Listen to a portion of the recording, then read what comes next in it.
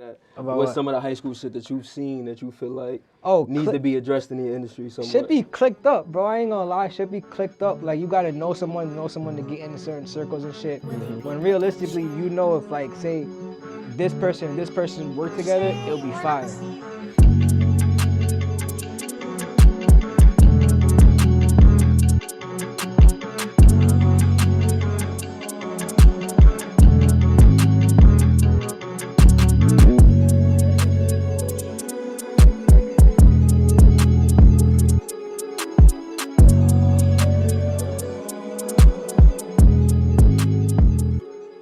Yo, what's going on, y'all? It's your boy Shizzy Bando, the big hustler, Bando baby. You know what's going on? We back on HUSTLER'S HAVEN TV. You know, we vibing out with a superstar. You know, I only bring the wavy ones up here, you feel me? You know my vibe, you know my body by now, you feel me? We got superstar producer, A&R, audio engineer, my son JayB Frosty in the building. Yo, yeah. Gotta introduce my boy. You don't need to introduce himself, you feel me? He got a couple credentials, you feel me? We go down the list, you know, we got Bobby Schmurder, you feel me? We got Lil 917 Racks, Milani Bands. I don't want to say too much, you know, because, you know, we got some shit on the way. Shit on the way. We don't got to be too crazy with it. But what we do got to talk about today is JB's project coming out called Frostbite. Now, the date is to be determined by the time we filming this, but hopefully by the time we drop this, that the project will be out so we can share it in abundance for our viewers and our fans that fuck with us. I'm gonna make a commitment. I'm gonna say April 15th, the latest will be out. 15th. April 15th. Stand. So that means this episode need to be out by, we say the latest, the 8th. Facts. Yeah, even that's too late. The only thing I'm waiting for real is just a new cover art. Okay. Everything's cleared. Everything's ready to go. Mm-hmm. And yeah. So talk to us about the project. Like, what was the inspiration behind it? Like, you know, before I was engineering, I was producing mostly, and I always want to do some shit like I guess Khaled or DJ Drama did, where they bring artists together, and even though they don't make all the beats, they still produce and A&R and put shit together that otherwise wouldn't happen. And I feel like this project has been like over the course of 3 years of engineering, just like a part of the dot connecting I've done, and like just shit that wouldn't have came about if I wasn't, you feel me, in the room or doing what I do. And like it's something I always just wanted to do before I even started engineering. So just over the years, it was like, all right, let me just put a project out and finally feel like I'm ready.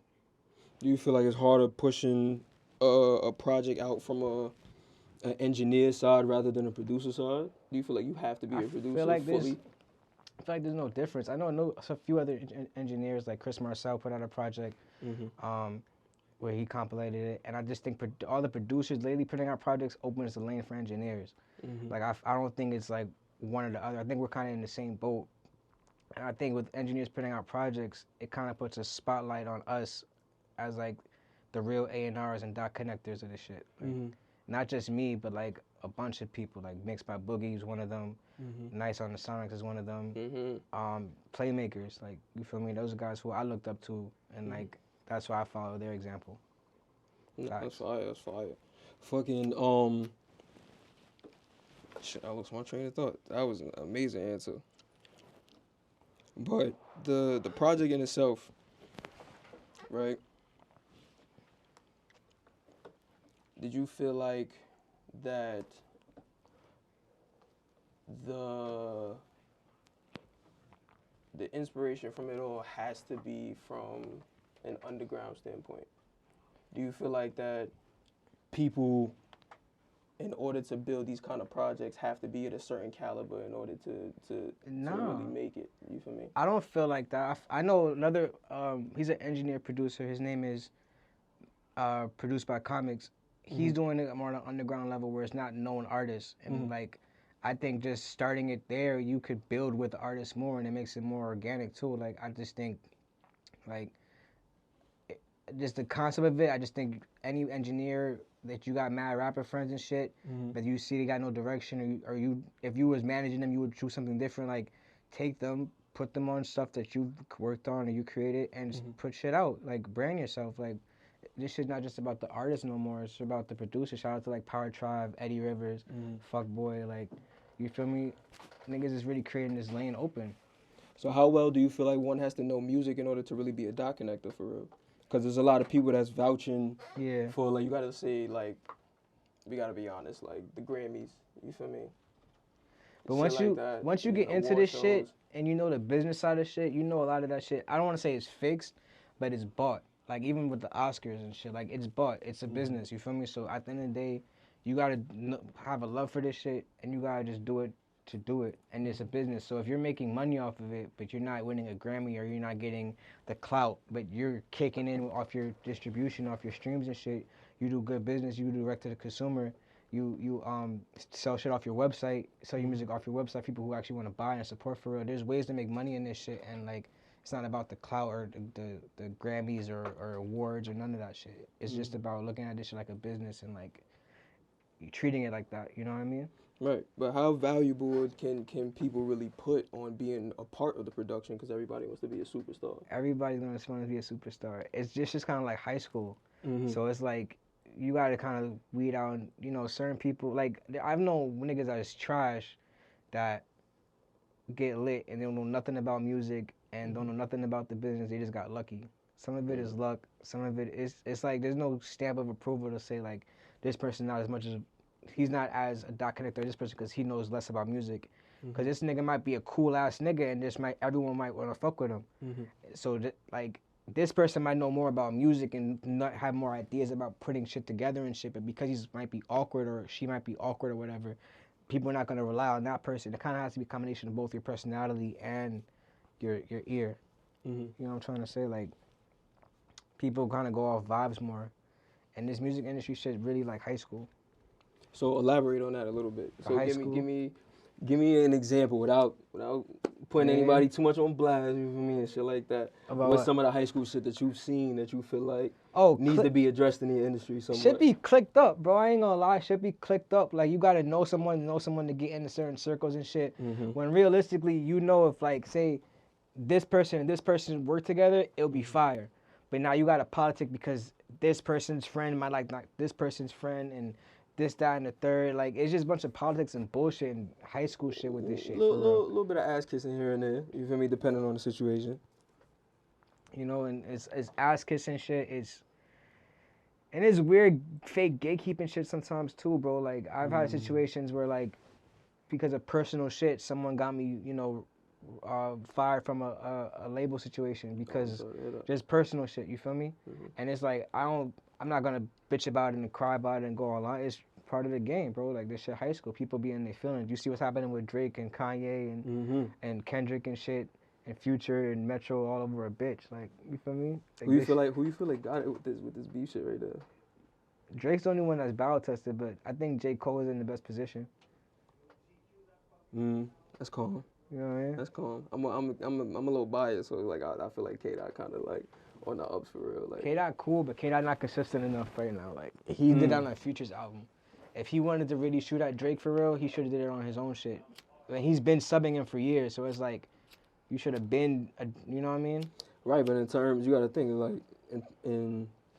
well, I mean, Drake is the kind of nigga that I would assume that is more of a leave it in the studio kind of person, cause K-Dot kind of doing shit on a grand spectrum of things type shit. You feel me? So I think the win, I don't know how these niggas view themselves or how they view their wins and shit like that. Like, and that's actually another thing I wanted to get on. Like, how does an artist in their career on the amateur side measure a win for themselves?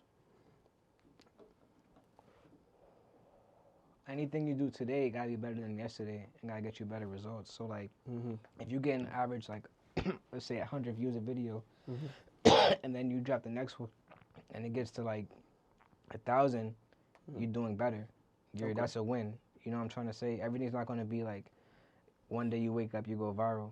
You know, like a lot of the things with labels and shit with artists is like, if you have leverage and you have a fan base up already, if you have a fan base up already, you have more leverage. So that build up to your fan base and shit, and building your fan base each day is a win, because eventually it's gonna get to where you can negotiate for real and not have to like be depending on a label and shit. You can move independently, because that's where this game is going, independent. You know. Niggas are replaceable. Labels are irreplaceable. Nah, facts. And that's also part of the subjects we glanced on a previous episode. We was talking about, we was gonna talk about this episode with production having to keep up with the new stream war craze. Production having to keep up, artists having to keep up, because now music is so fast food that as quickly as it comes, as quickly as it goes, the album will come out today and next week we go on the next shit. Back in the day with CDs and shit, it was more like it will be a few months within the releases of each other and shit like that. And now everyone's kind of on the same playing field with it, and it's just microwavable. Like as a producer, you have to have like 10 beats a day done for real to keep up. Like you know what I mean, or like have some type of super strategy where you know what type of beats to make to get placed automatically. Like as an artist, you have to always be creating new music, experimenting with new sounds, and eventually you have to be drop consistently, because if you don't drop consistently, you get phased out. You know what I mean? Like there's niggas like that came out when the drill wave started that aren't relevant anymore, and that whole wave started here like 2020, 2019. You know? So what's the new sound that you feel like, because being, like you said, being a dot connector, being a superstar, and really being someone who is seen the what I like to call the upper echelon, or like the upper level of certain shit, you feel me? So it's like you're not somebody would consider amateur. You're somebody would consider absolutely professional. I'm not gonna lie, bro. Other engineers, like when they look at me, I am kind of an amateur. I've only been engineering for like 3.5 years, like for real. Right. And like I've fast forwarded my shit because the first 6 to 7 months I was engineering, I was like staying at the studio, I was living there, and niggas just depended on me, and you know, rest in peace to Fight Club. But like that was just like the era where like, because I was there, I had opportunity, and then I had to elevate myself. Like I couldn't just, you know, like niggas, I'll be waking up one day and all of a sudden like French Montana's there, and niggas need someone to record him, and I'm just there. So it's like, all right, I'm not gonna just look like a dumbass. I'm eventually get better, so like I get more opportunities like this, or if the opportunity presents itself, you feel me? Like there was a situation where like there was a nigga in the studio that always used to hang around. He was cool with the owner, Baby G. Shout out to my boy, fucking, and he was just friends with the owner. I ain't think nothing of it. Like I was always respectful for him and shit, but niggas would tell him like I'm nice and shit.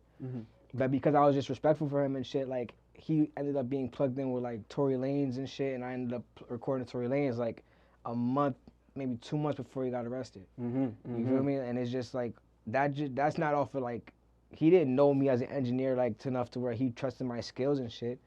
He just fucked with me as a person. I was polite to him, you know. I said what up, you know. I'm cool with niggas and shit. I don't, you know, I don't put out bad vibes. I be chilling. I be high. I be off shrooms. You know what I mean? Like I be chilling, like,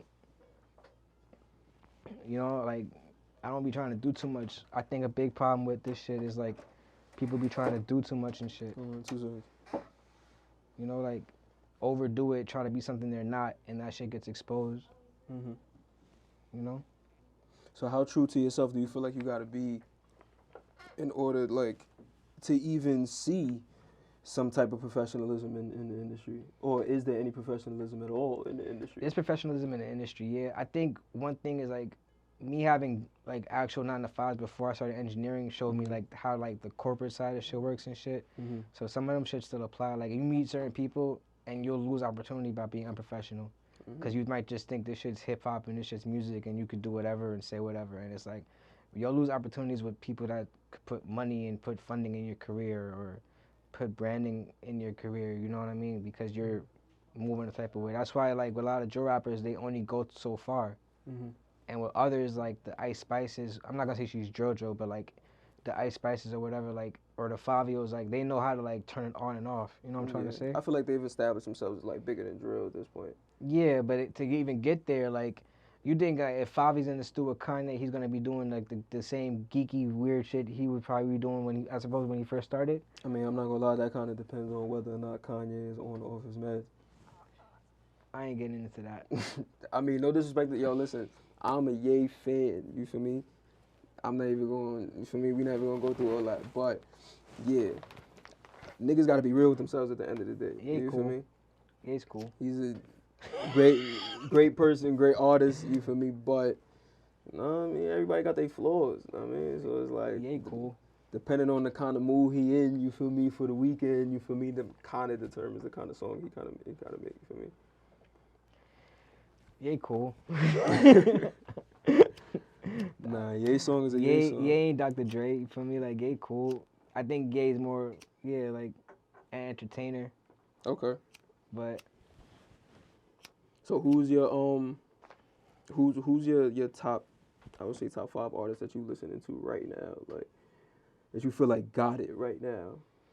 right now, Outside of the project though, we gonna get to the project a little more. We gonna deep dive a little more. right But now, outside of that, who I listen to? French. Okay. Right now, who I listen to? I listen to French Montana. Probably. I'm listening to that Future shit a lot. Not gonna lie. Okay. Like I've always listened to like a lot of New York artists like my whole life. So like Mhm. I listen to Be Love, Okay. my artist Milani Bands. I listen to Melly, Tory Lanez. Okay. Facts. Fine. Free Tory. Free Tory. Mhm.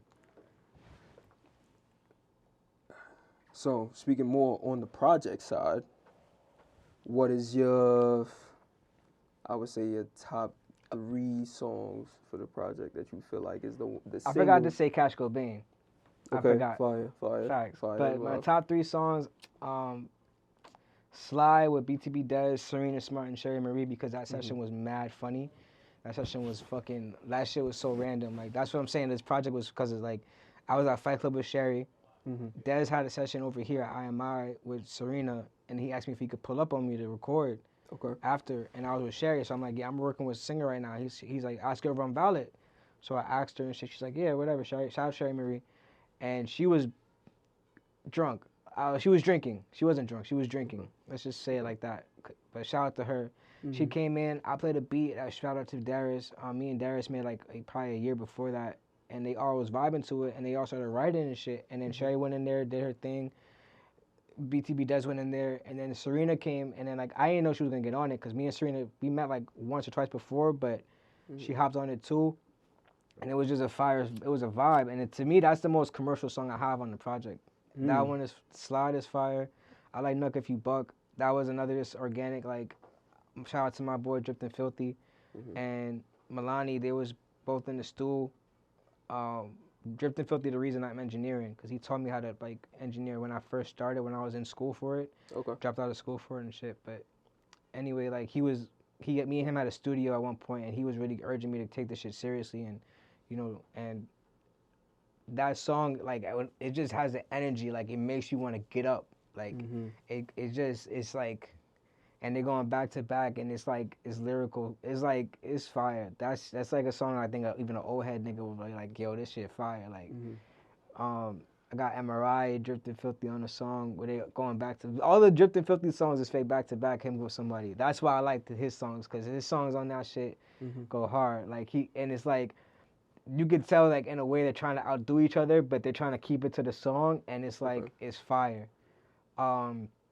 The outro is something that when the world hears is gonna be like, that's y'all understand what's my favorite song. And then I don't want to announce this one until it comes out, but probably be the Rax and Lil Reek song, because when niggas did that song, I remember because me and Rax is mad cool, me and Lil Reek is mad cool, and niggas have like what's crazy? Artists always feel like other artists don't fuck with them. And then it's like you break that ice down and you realize, yo, niggas is mad cool. Like I remember Rax was, Rax was surprised. Reek was dancing and shit to the song in the studio, and he was like, yeah, we gonna do the video and shit. Like, and it was like industry shit, but it was like, even after that day, like niggas was still cool and tapped in with each other and supported each other, and like, it's like you made a new friendship. I remember I linked Lil Reek with Mr. Chicken, and they was like besties for what I mean. So it's like they got some shit. I ain't touching on that shit, but that shit's fire. Why do you feel like artists usually have their back against the wall when it comes to like working with each other? egos. Egos and pride. Niggas don't want to feel hurt. People don't want to feel like, people don't want to do a song with somebody and then it never comes out, you know? But it be egos and pride for real. And just like insecurities. Okay. Yeah, that's crazy. With hip hop, it's like you don't do songwriter camps where you have you don't do networking shifts where you have mad artists in the studio and niggas just vibe out and record songs together because it's so many egos. But like other genres, niggas will come in the studio and just jam out like with rock and shit or with country or with, like jazz and shit, like R&B even. Like niggas will come in and just jam out and it might not ever come out, but niggas is fucking with each other and shit and there's respect. And I think like with hip hop, it's more like competitive, so it can't be that. Well, I mean, hip hop was kind of like at a certain point. I feel like very early on, this is something that people don't really address either. At a certain point, hip hop was really born and nurtured in a battle environment. Facts. You feel me? Even when people go to these parties that they was going to, they're having dance battles, DJ battles, who got the best samples, who got the best records, and at a certain point, it's just more of a... Hip hop came from the Bronx, bro. Bronx is the most Yeah, violent. it's doggy dog. Bronx is messy. I mean, you got some good parts about it. You know, it's good yo, food. I've never heard no one say, "Yo, let's go chill in the Bronx." Other than people that live in the Bronx. The Bronx, I mean, we go everywhere. So but y'all chill down the block, but like no one from other boroughs say, "Yo, let's go chill in the Bronx." In Queens, we got the strip clubs. That's a good point. In Brooklyn, you there's got the a couple good food. strip clubs in the Bronx. The city, you got everything. But no one from other boroughs be like, "Yo, let's go to the Bronx. Let's just mac there." Nah, yeah, I feel you. I mean, niggas got the zoo. You feel me? The zoo? Oh, my fault. Niggas go for school trips. My fault. Yeah, I mean, it's calm, no free Wednesday. You feel me? I thought it was Thursday. Feel me? Good ShopRite. You feel me? ShopRite is crazy. BB Kings and shit. Yo. I mean, Bay Plaza, you know. Yeah. Arby's, nigga. Queens Center. I ain't gonna lie, Queens Center is shitty. Oh yeah, facts. The San Gennaro Fest and all that. You know the vibes. Yeah, like, Hell yeah. Queens Center is shitty, but Queens Center is way better than any mall in the Bronx. Like I ain't gonna lie, and it's shitty. But like, nah. Shout out to the Bronx though. Y'all did that. Shout out to Queens. I got that. Yeah, shout out, thanks. The White Stone right there. How far are we going with this project? Like, is this something for the streets? Do you feel like it's something that you taking into film maybe, or is that something you feel like you're gonna wait on for another thing, like another project? Like The film thing where I already do a big, probably another project. This one, I don't want to say it's just for the streets because I got other shit on there, but I definitely feel like this one's just gonna be like a, now y'all know my name, like type shit. Like so I'm not your wings I'm not a producer, so like I don't have my tag on mad beats and shit. But like a lot of shit that I played in the city, like in the past 3 years, was shit I touched. You feel me? And that's not no cocky shit. That's just like, you feel me? Like if I like go down the list of shit, like from the Gangsta Barbie to the fucking I'm fried right now, to Shawnee shit, to fucking Lou Got Cash shit, to fucking 4-1 shit I've touched, you feel me? Like, what's that shit? So you gotta get these credentials stamped, you feel me? Like, I forgot a few, like, we gonna label these shit. What's that shit they did? Why do you think, everybody think she fucked? Cause we did, like, feel me? From the Cash Cobain shits, like, and it's like, shout out to them, like, but it's like, if it's not the same, and it's like, some engineers do put their tag on it. I think that's kind of like tasteless, like, cause like, you let the producer shine, you feel me? Like, you didn't really, you added a few drops, but you ain't really like. Wait, hold on, run that back. You said engineers is putting tags on beats? Yeah. Nigga, what? Yeah. But you don't know because you think it's a producer, and it's like the engineer's tag, and it's like. Them niggas is crazy. I get it, but it's like, nah. Nah, yeah, that's fake insane. Yeah, that's kind of wild. You feel me? Yeah, but y'all gotta get y'all shit together. But another topic that we always address every episode, because we address this with everybody that's on the production side of things, and these artists have to know that we are holding them accountable for the bullshit that they do. So, top 3 worst artist experience. Want me to name drop? Nah, you don't gotta go too crazy. I mean, I mean, Like, cause of the artist or just the worst sessions I had? Either or. All right, the worst session I had was when me and Lil Reek got raided by the by NYPD. Okay. That's a story, and that wasn't cause of Reek. That was cause of some other shit. You feel me? Right. I'm not gonna touch on that shit. But yeah, that was the worst experience. Niggas do a flash bomb in the booth. Yeah, that was crazy. Yeah, that's crazy. Word. That's why Lil Reek really my bro. But that was crazy. I had an experience with some nigga that was, I guess part of Favi's team at one point, but then he's not, and he turned blood. I don't know what the fuck's going on. Now he sell weed, but he was trash because he was like he felt like he could just do this whole song one take through like 10 times and just stack it like 12 times and it'll sound good, and that shit was dirt. And that shit was just like, it was just an annoying experience, bro. I'm not gonna lie. It was like I never met an artist with so much ego with so little credentials that I'm like, and not even about the credentials, bro. It's just like the nigga had the ego as if he was. I'm thinking I'm working with Drake, like this nigga acting like, and it's like, nigga, you making a drill song, like shit, like a minute 40, bro. Like, it ain't that deep, bro. Like you wildin', like. How long did it take to get the song done? That song was 6 hours. That session was. Whoa. That's what I'm saying. You feel me? And that was crazy. Yeah, no, And then probably another like third worst experience. The third worst experience was probably at Fight Club. There was a party, and I didn't know like who was gonna be in that party, and I had a session, and niggas was ops, and I had to like help niggas like out the fire escape and shit, and it was just like I looked crazy, and like I looked like I felt niggas could have looked at me like I'm trying to set them up. You feel me? Cause how would it look? You come to a studio for a session and then the ops party is in the lobby. Facts. You know what I'm trying to say? Yeah. Like. So even still, the music industry comes with its own dangers, right? Like. Yeah. Because we as professionals and being on the side of production, we worrying about the bread, we worrying about our livelihoods. This is what we got to do as a job. So all the other shit gets put to the side. We not worried about ops like most of the niggas like that I know. You feel me? Don't really. Nah, bro. I'm not worried about ops because I don't have like it's not like involving me, but I'm definitely wary of like if I go to a studio, like I want to be aware of who else is there. You feel me? I don't want to put niggas in a situation where like they gotta move. Like, bro, I had clients rob another client before, bro. Like gunpoint in the bathroom, like. And you feel me? I didn't set that shit up, the session up or nothing either. But it's like it's not a good feeling to know like you might be the cause of someone getting hurt. I had my first event, someone got dragged outside of the shit, and that's not something I'm proud of. But it's like niggas didn't know each other before this shit, but I should have known Nick because I know this person, like something could have happened.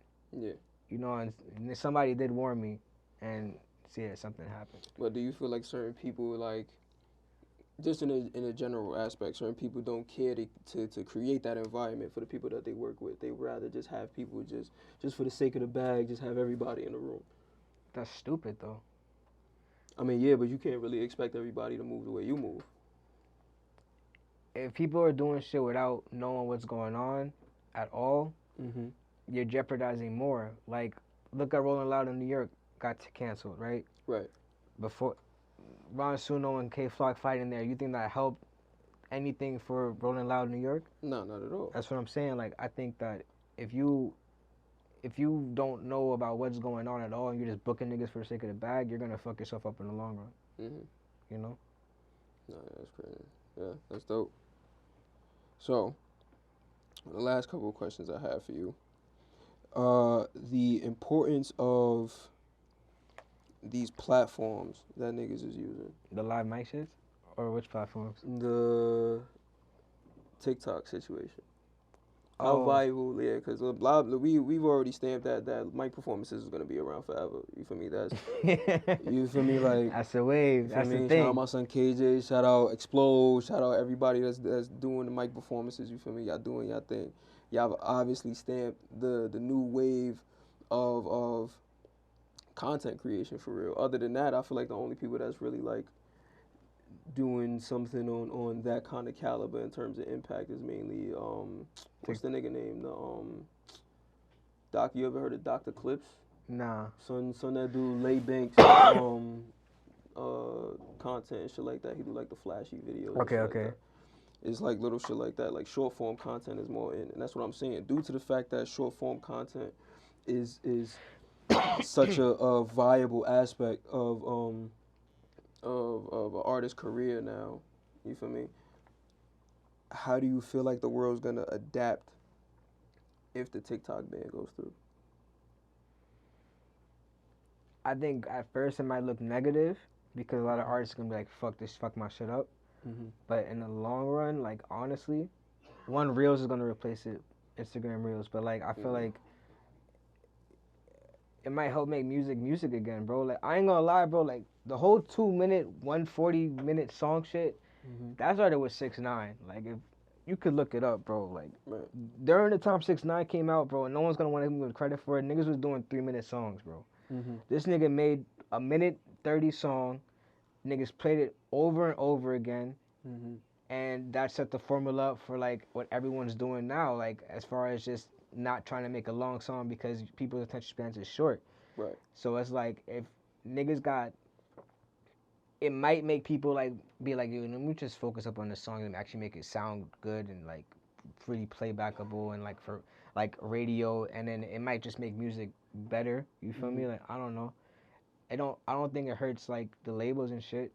I think if TikTok, I don't know. I feel like TikTok was just a tool, and there's gonna be another tool in the future anyway. Like there's always gonna be something new. Before TikTok, there was Instagram. Before Instagram, there was Twitter. Before that, it was Facebook. Before that, it was MySpace. Like it's gonna be a new, ever-changing thing. You know? Do you feel like Universal kind of pulled that move because they knew the TikTok ban was gonna happen? I feel like yeah, and I also feel like they pulled that move because what they're doing now is they made their own like sync license and shit where you could buy directly from them, and like cut the middleman out for real. Like this shit, like I said, is a business. So like, I think Universal was smart for that, and it's like trying to pull like TikTok's card. Like, all right, like how valuable are you niggas? That's it. No, that's amazing. But yeah, man. It's been beautiful talking to you. I am very much looking forward to this project that's coming out, man. I'm looking forward to everything that you're about to drop. Shout out to everybody that you've been working with. I can't wait to hear what you got coming, bro. You feel me? And here on HUSTLER'S HAVEN TV, you feel me? We just want to make sure that we give you your flowers and make sure that, you know, everybody get their shine. Please make sure that y'all tap into my boy. My son has been a genuine soul ever since we met. You feel me? Because actually, Drip the Filthy was actually the person who told me that me and him need to work together. So this was been supposed to happen. That was Drip the Filthy. Been supposed to happen. So we locked in, we vibing. Feel me? Appreciate y'all for coming out. It's your boy Shizzy Bando. I don't know what's going on over there. But it's your boy Shizzy Bando, the big hustler Bando, baby. We here, JayB Frosty. Make sure y'all tap in the Frostbite April 15th on all platforms. If y'all not getting it, man, you know my vibe. If you missed out, you fucking what? Oh yeah, you supposed to. Fuck it, we gonna put it in the soundbite or some shit. But yo, we out of here. Niggas gonna nudge it. Appreciate you. I got you, guys. I'm dead.